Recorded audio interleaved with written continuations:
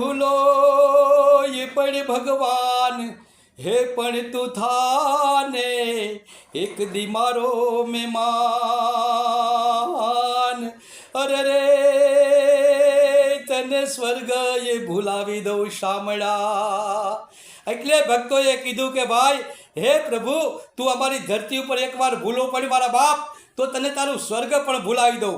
આ ધરતી સોરઠની ધરાના માનવ એવા છે, બેન દીકરી ભક્તો આ ધરતીના એવા છે. પણ તમે ભક્તિ કરો તો, સારું કર્મ કરો તો ભગવાન તમારે ત્યાં અવશ્યને માટે આવે. વિશ્વાસ હોવો જોઈએ. આ રામરોટીની અંદર મારું પ્રભુ રોડવે છે.